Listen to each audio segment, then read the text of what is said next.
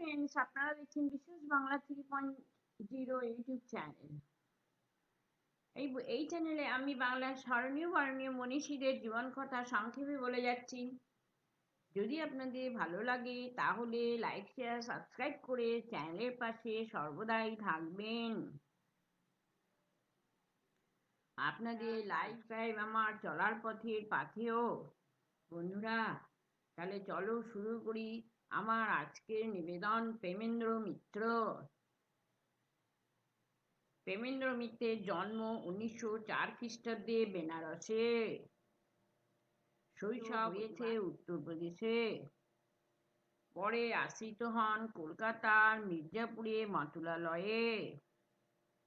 পড়াশোনা কলকাতা ও ঢাকার কয়েকটি স্কুল ও কলেজে।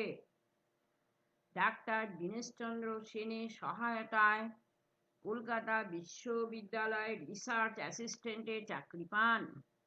পরে কাজ নেন সুভাষচন্দ্র বসু প্রতিষ্ঠিত ফরওয়ার্ড। কিছুদিন বঙ্গশ্রী পত্রিকার সম্পাদকীয় দপ্তরেও চাকরি করেন।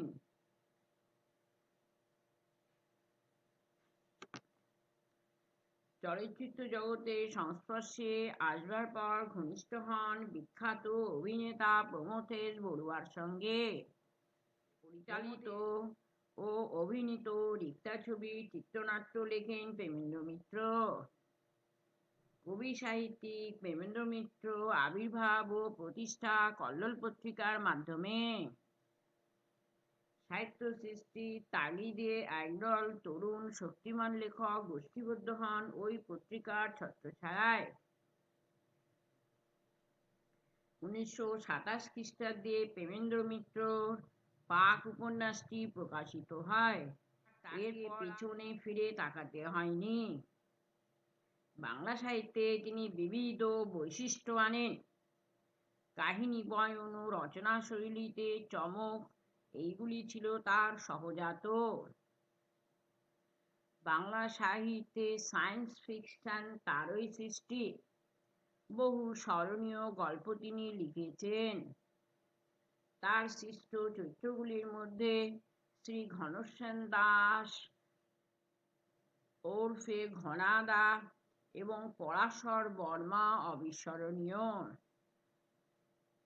কবিতাও লিখেছেন অনবদ্য। অনুবাদেও ছিলেন সিদ্ধহস্ত। D.H. লরেন্স সমারসেট মমের গল্প অনুবাদ করেন।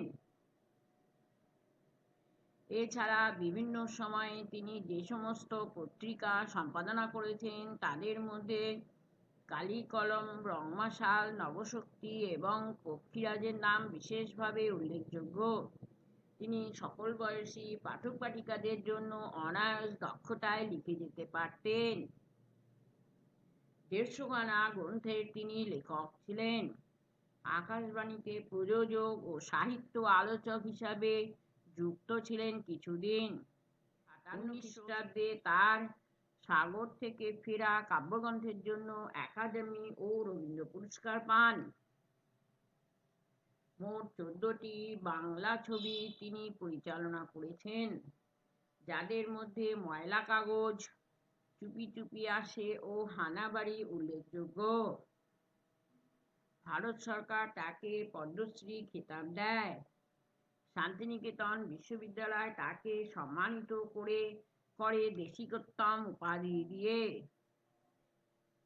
58 খ্রিস্টাব্দে তিনি আন্তর্জাতিক কবিতা উৎসবে যোগ দিতে বেলজিয়াম যান। আমন্ত্রিত লেখক হিসাবে পরিভ্রমণ করেন মার্কিন যুক্তরাষ্ট্র, সোভিয়েত রাশিয়া, ফ্রান্স, ইংল্যান্ড ও আরও কয়েকটি দেশে।